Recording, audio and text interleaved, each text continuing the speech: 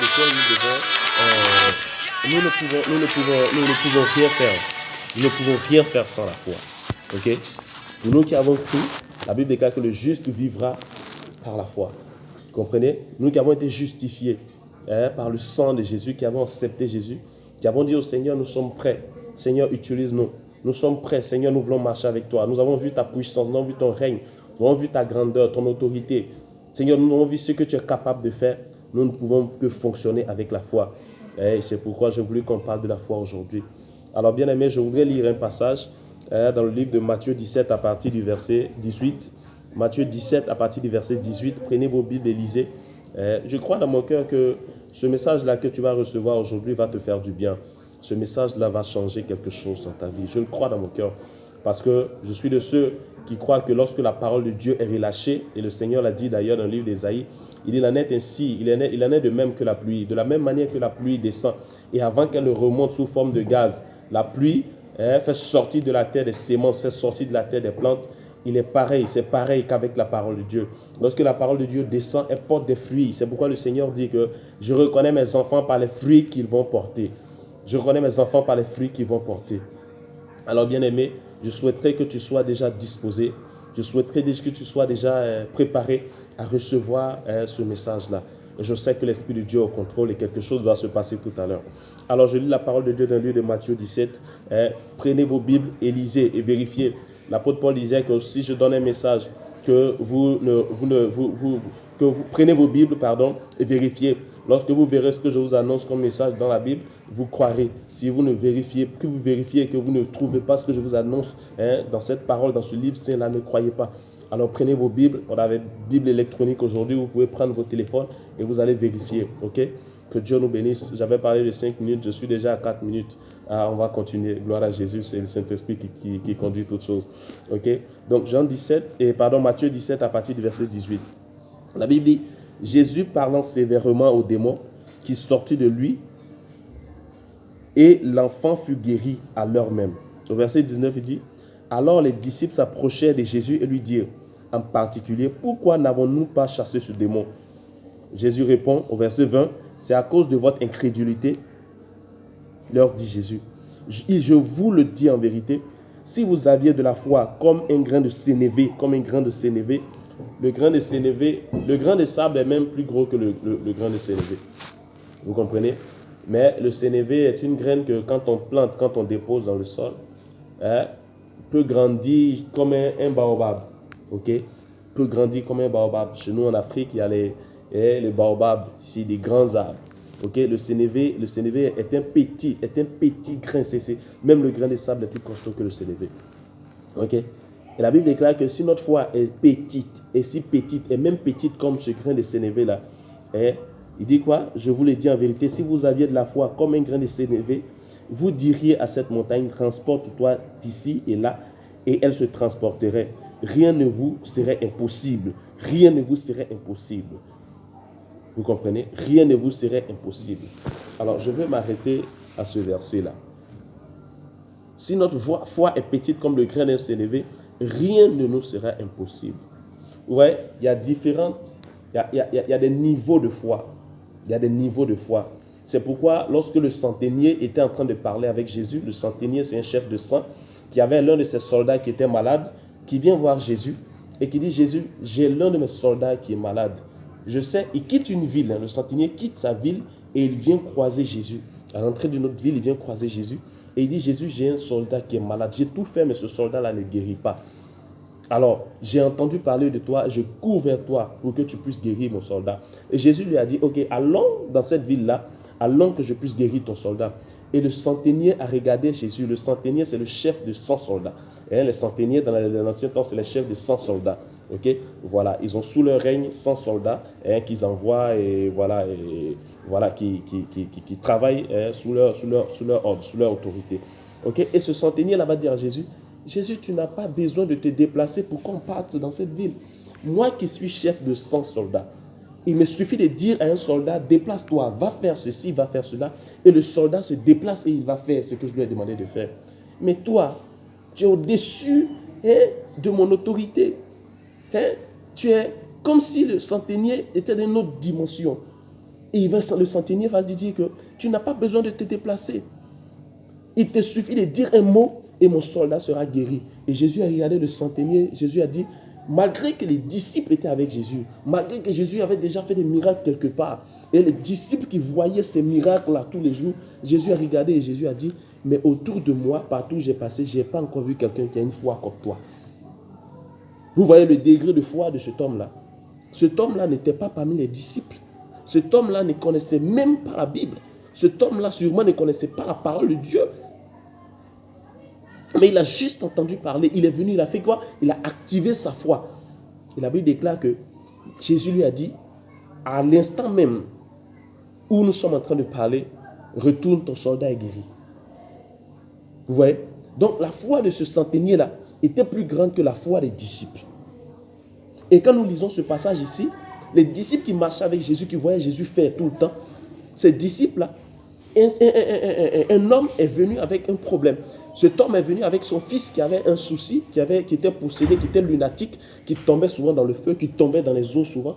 Et à chaque moment, à chaque fois, cet enfant-là était livré à la mort. Il pouvait mourir d'un moment à l'autre. Il pouvait faire une crise à tout moment. Il est venu voir les disciples, prier pour mon enfant, que mon enfant soit délivré. Les disciples ont prié, ça n'a pas marché. Et cet homme-là a dépassé les disciples, il est venu vers le roi, il est venu vers Jésus. Il a dit, Jésus, voici le problème, j'ai parlé à tes disciples. Je leur ai dit de prier pour mon enfant. Ils ont prié, mais depuis mon enfant ne guérit pas. Et Jésus leur a dit quoi? Jésus leur a dit, race d'incrédules, au verset 17, Jean 17, verset 17, il a dit, race d'incrédules et perverses. Donc Jésus va traiter des disciples d'incrédules et de pervers. Vous comprenez? Et à la suite de ça, Jésus va prier et l'enfant sera délivré. Vous comprenez? Jésus va prier et l'enfant sera délivré. Mais pourquoi Jésus traite les disciples d'incrédules? Les disciples sont ceux qui étaient censés faire la promotion de la foi. Et Jésus va leur donner un conseil. Jésus va dire que si votre foi est si petite que le grain de sénévé, cela sous-entendait que la foi des disciples était légère, était plus minime que le grain de sénévé. Vous imaginez? Alors, c'est pour vous dire que sans la foi, rien n'est possible. Vous pouvez aller à l'église depuis 15 ans, depuis 20 ans. Si votre foi est éphémère, c'est compliqué. C'est vrai que souvent, ça dépend de la foi de l'homme de Dieu. Ça dépend de la foi de celui qui donne le message. Ma foi peut déclarer des paroles sur ta vie et ça va s'accomplir. Mais en général, quand nous regardons dans la Bible, la majorité de ceux qui ont eu des miracles instantanés, des témoignages puissants, c'est des personnes qui ont activé leur foi. Comme la femme qui avait la perte du sang, qui a activé sa foi. Pendant qu'il y avait plusieurs personnes autour de Jésus, elle arrive avec sa foi, elle touche Jésus et quelque chose se passe. Pendant que des personnes aussi touchaient Jésus, rien ne se passait. Elle est arrivée, elle a touché Jésus et le Seigneur dit que ta foi t'a sauvé. Instantanément, elle a reçu sa guérison. Il y avait une autre femme. Nous pouvons prendre ce témoignage-là dans le livre de Matthieu, je crois, oui. Matthieu 14 aussi, à partir du Matthieu 17 à partir du verset 18. Non, Matthieu 15, pardon. Excusez-moi, Matthieu 15 à partir du verset 28. Voilà. Cette femme-là qui est venue avec le problème de sa fille, qui était possédée aussi. Quand elle s'approche de Jésus, elle dit, Seigneur, vraiment, je prie que tu viens au secours, sauve ma fille. Jésus a dit que je ne suis pas venu apporter la nourriture des saints aux chiens. Jésus a traité cette dame de chienne, pardon. Mais cette dame n'a pas regardé à ça. Et quelqu'un va dire que, ah, mais Jésus, il parle mal, Jésus, il insulte. Mais je vais vous expliquer ce passage-là dans un autre enseignement. Pourquoi Jésus a dit, l'a traité de chien, pourquoi Jésus l'a traité d'animal. Je vais donner cet enseignement-là. Voilà, je ne vais pas me défaire de mon message de ce matin, surtout que je veux le faire court. Ok? Voilà, donc Jésus a traité cette femme-là d'animal. Parce qu'elle était à l'état animal. Sans Jésus, nous nous comportons comme des animaux, peut-être même pire que des animaux. Vous comprenez? C'est dommage, c'est déplorable de le dire, mais c'est la vérité. C'est la vérité. Voilà, donc cette dame-là arrive et elle dit à Jésus, Jésus sauve ma fille. Jésus a dit que je ne donne pas la nourriture des saints aux animaux, aux chiennes ou aux chiens. Jésus a dit que je ne donne pas la nourriture des saints à des animaux. Et voilà ce qui va se passer. Elle va dire, Seigneur, mais la nourriture qui tombe de la table des maîtres nourrit les chiens. Le peu qui va tomber de ta table peut me nourrir. Jésus l'a regardé, Jésus a dit que ta foi est grande. Donc là, cette femme-là qui ne connaissait pas le Seigneur, qui ne connaissait pas la parole de Dieu, qui ne faisait pas partie des disciples, sa foi était plus grande que la foi des disciples qui étaient avec Jésus. Vous voyez, je veux te dire, pendant que tu m'écoutes là, pendant que tu es en train de suivre cette vidéo, d'activer ta foi. Ok? D'activer ta foi, d'expérimenter cela. Je vais t'annoncer des paroles puissantes tout à l'heure. Et ces paroles-là, si tu t'accroches à ces paroles-là avec une certaine foi, bien-aimé, ces paroles-là vont s'activer dans ta vie, vont se manifester et ces paroles-là vont porter fruit, pardon. Vous comprenez? Donc il y a différents types de foi. C'est-à-dire qu'il y a des gens qui étaient dehors, qui n'étaient même pas avec les disciples, qui leur foi était plus grande que la foi des disciples, de ceux qui sont autour de Jésus. Donc ça dépend de notre foi. La Bible déclare quoi dans le livre Hébreux 11 à partir du verset 1? La foi est une ferme assurance des choses qu'on espère, une démonstration de celles qu'on ne voit pas. Alors toi qui me suis aujourd'hui, toi qui es en train de traverser un problème, toi qui es en train de traverser une situation véritablement compliquée, bien-aimé, c'est pour toi que Jésus est venu. Bien-aimé, toi qui es malade, c'est pour toi que Jésus est venu. Laisse-moi t'annoncer ces paroles. La Bible déclare dans le livre d'Apocalypse 12 à partir du verset 11 que nous sommes vainqueurs à cause du sang de l'agneau et de la parole de notre témoignage. Prépare-toi à témoigner. Accepte cette parole, prépare-toi à témoigner. Crois que l'esprit qui est en train de te fatiguer, crois que le problème qui est en train de te persécuter est détruit déjà par l'œuvre de la croix, bien-aimé. Dans l'Apocalypse 5, à partir du verset 9 à 10, la Bible déclare que Christ a fait de nous un peuple de sacrificateurs. Un peuple de sacrificateurs qui règne sur la terre, qui domine sur la terre, bien-aimé. C'est Jésus qui l'a fait. Ce n'est pas nous qui avons voulu que ce soit comme ça. C'est Jésus qui a voulu que ce soit comme ça. Est-ce que tu peux activer ta foi et que tu puisses t'attacher à cette parole que tu reçois? Dans Galates 3:13, le Seigneur dit qu'il s'est fait malédiction pour que toi et moi nous soyons bénédiction. Est-ce que tu peux accepter que la malédiction n'a pas de pouvoir sur toi et que tu as une bénédiction aujourd'hui?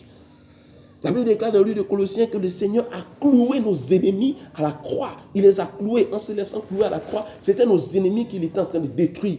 Parce que la croix sur laquelle il est descendu, sans vie, n'avait pas de pouvoir sur lui. La preuve, vous allez vous rendre compte que Jésus-Christ va se réveiller 3 jours dans le tombeau.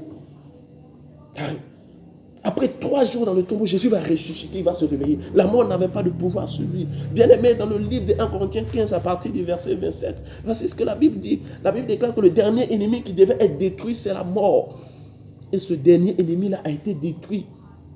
Cela sous-entendait que tous les autres fléaux, toutes les autres souffrances qui pouvaient exister avaient déjà été consumées. Si le dernier ennemi qui devait être détruit, c'était la mort, cela sous-entendait que la maladie qui est en train de te fatiguer avait été détruite. Le souci qui est en train de te persécuter avait été détruit. Bien-aimé, la colère, l'amertume, bien-aimé, la situation qui est en train de te persécuter avait été déjà paralysée. Alors je voudrais que tu actives ta foi, quel que soit le secteur de ta vie qui est aujourd'hui éprouvé. Je veux déclarer au nom de Jésus-Christ de Nazareth que la restauration arrive. Quel que soit le secteur de ta vie qui était attaché, qui était englouti, si tu te sens comme dans les eaux, laisse-moi te dire que le Seigneur dit que nous marcherons dans les eaux ne vont pas nous submerger. Active ta foi. Regarde Pierre dans le livre de Matthieu 14, à partir du verset 31. Regarde Pierre. Pierre va marcher sur les eaux, il est avec les disciples. Jésus est en train de marcher sur les eaux. Et Pierre va dire, mais qui es-tu? Qui est celui qui arrive sur les eaux là-bas? Les disciples vont dire, c'est un fantôme. Jésus va dire, non, c'est moi. Les disciples vont dire, non, tu es un fantôme. Et Pierre va se lever. Pierre va dire quoi? La foi de Pierre devient différente de la foi des autres disciples qui sont dans le même bateau que lui. Pierre va activer sa foi, il va grandir dans sa foi. Pierre va se lever et Pierre va dire, Seigneur, si c'est toi, dis-moi que c'est toi, confie-moi, je marche sur les eaux. Jésus a dit, oui, Pierre, c'est moi. Pierre s'est levé, Pierre a commencé à marcher. Les disciples lui disaient, non, ne va pas, parce que la foi des disciples était faible. Mais la foi de Pierre avait changé parce qu'il avait pris une décision. Et Pierre commence à marcher sur les eaux. Mais regarde ce qui va se passer. Arrivé à un certain moment, la foi de Pierre s'affaiblit parce qu'il est distrait, parce qu'on dit à gauche, parce qu'on dit à droite, c'est-à-dire le vent et la tempête, parce que les gens disent, parce qu'on lui présente, parce que la nature lui présentait. Vous comprenez? La nature lui présentait le vent et la tempête. Il n'est plus resté focalisé sur le Seigneur. Sa foi avait diminué et Pierre a commencé à s'enfoncer. Peut-être que ça fait 10 ans, 15 ans que tu marches avec le Seigneur. Et qu'aujourd'hui, par rapport à une prière, par rapport à un sujet bien précis, tu n'as pas encore vu exaucement. Et ta foi a commencé à diminuer. Bien aimé, si ta foi commence à descendre, tu vas t'enfoncer. Et après, tu vas crier encore Jésus parce que je sais que tu crois en Jésus. Il va venir te sauver. Mais tu vas devoir recommencer de là où tu étais. Tu vois? Alors je t'encourage, quel que soit le niveau de foi que tu as aujourd'hui, où tu entends ce message-là, rebondis, ça dépend de toi, ça ne dépend de personne. Cette femme qui avait la perte de sang, là, ça dépendait d'elle seule. Si ça ne tenait qu'aux autres, ils allaient lui dire, ne va même pas. Parce que sûrement, elle sentait 12 ans, 12 ans en train de saigner, il y avait une certaine odeur. Sûrement que quand elle était en train de lutter pour essayer de s'approcher de Jésus, les gens la repoussaient. Mais sa foi lui disait, vas-y. Bien aimé, ta foi peut te dire aujourd'hui qu'à cause de ce que Jésus-Christ a condamné, a paralysé, a détruit tous les autres ennemis qui existaient, et que le dernier était la mort, bien aimé, que ta foi peut te dire aujourd'hui que ta maladie qui est en train de te persécuter, le problème que tu es en train de traverser a été neutralisé, a été détruit. Alors bien aimé, de là où tu me suis, je prie que tu puisses te relever. Je prie que tu commences à marcher sur les eaux encore. Je prie que tu commences à dépasser tes limites. Vous savez ce que Jésus a dit à Pierre. Nous allons prendre la parole dans le livre de Matthieu. Prenez ce passage à Matthieu 14 à partir du verset 31. Vous allez voir ce que Jésus a dit à Pierre. Jésus a dit à Pierre, Matthieu 14 à partir du verset 31. Aussitôt Jésus étendit la main et le saisit et il lui dit, homme de peu de foi, pourquoi as-tu douté? Homme de peu de foi, pourquoi as-tu douté? Bien-aimé, pendant que tu entends ma voix, ne doute pas. Crois que Jésus a accompli cette œuvre-là. Crois que le Seigneur a accompli cette œuvre-là. Crois que Yahweh, crois que Nissi, crois que Elohim El Shaddai a accompli cette œuvre-là à la croix et qu'il n'y a plus de condamnation pour toi. Il n'y a plus de malédiction qui puisse t'arrêter. Alors je déclare cette journée une journée de bénédiction pour toi. Que la grâce de Dieu puisse t'accompagner. Que Dieu nous bénisse. Vous aurez encore des vidéos. Vous aurez encore des vidéos. Vous aurez encore des vidéos. Abonnez-vous à la chaîne. Le Seigneur est sur le point de faire des grandes choses. Que Dieu nous bénisse. Passez une bonne journée ou une bonne soirée selon l'heure à laquelle vous me recevez. Allez, bye.